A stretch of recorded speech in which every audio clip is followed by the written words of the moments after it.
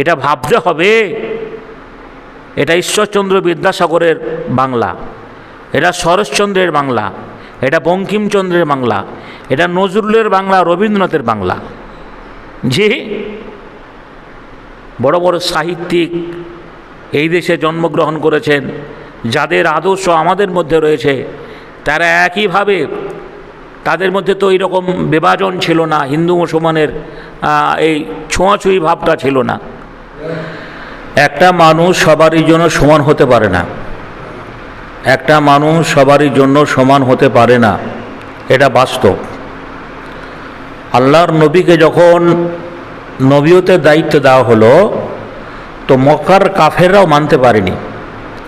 মক্কার কাফেররা বলেছিল যে আর নবী করার লোক ছিল না, ওই আবদুল্লাহর বেটা মোহাম্মদকে নবী করেছে। অনুরূপ আজকের যিনি মাননীয় মুখ্যমন্ত্রী ক্ষমতায় এসছেন, অনেকের পছন্দ হবে না, কিন্তু অনেকের আবার ভালো, অনেকের ভালো।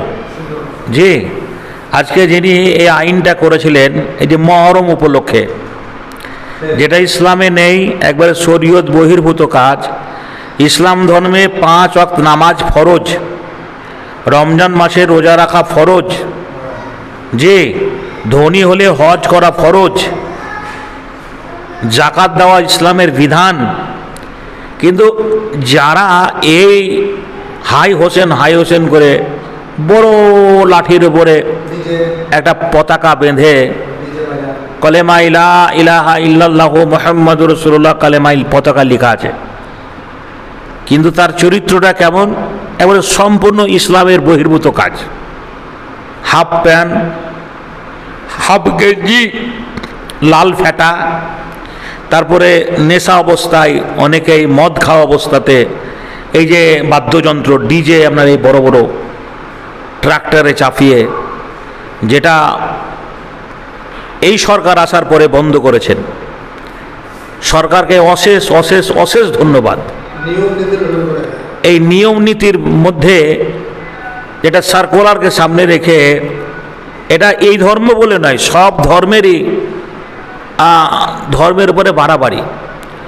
আমি যেমনি একটা কথা আপনাদের বলি যে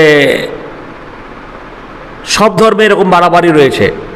তো আজকে এই যে মহরম হলো, তো সারা পশ্চিমবাংলা তথা সারা ভারতবর্ষে যে নিয়ম নীতি বেঁধে দেওয়া হয়েছে, সেই নিয়ম নীতির প্রেক্ষাপটে অপ্রীতিকর ঘটনা ঘটেছে বলে আমার চোখে আজও পড়েনি। সোশ্যাল মিডিয়ায় একটু তো একাডুকু হয়তো কোথাও পড়েনি, কোনো জায়গায় হিন্দু মুসলমানের মহরমকে কেন্দ্র করে ঝামেলা হয়েছে, এরকম ঘটনা নজিরবিহীন আমার চোখে পড়েনি। অনুরূপ আজকে কিছু মুসলমান, উগ্রতবাদী মুসলিম, তারা উল্টো পাল্টা কথা বলে সনাতনী হিন্দু ভাইদের উপরে ছোট বড় কথা বলেন। অনেক সনাতনী হিন্দু ভাই দেখছি তারা নিজের মার্গাহি বজায় রাখার জন্য, যে আমরা ক্ষমতায় সরকার এসছে, আমাদের সরকার বলে মুসলমানদেরকে যা মন তাই অনেকজন সোশ্যাল মিডিয়ায় বলছে। তো উভয় মানুষকে বলছি, যারা এখনও সংযত হয়নি, মুসলমানরা বলছে ওদেরকে মারবো, ওরা বলছে তো ওদেরকে মারবো, এটা ভাবতে হবে। এটা ঈশ্বরচন্দ্র বিদ্যাসাগরের বাংলা, এটা শরৎচন্দ্রের বাংলা, এটা বঙ্কিমচন্দ্রের বাংলা, এটা নজরুলের বাংলা, রবীন্দ্রনাথের বাংলা। যে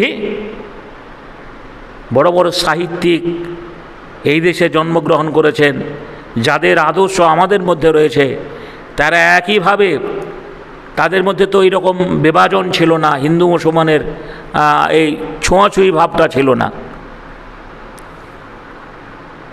সকলকে যেন বোঝার তৌফিক দান করুক।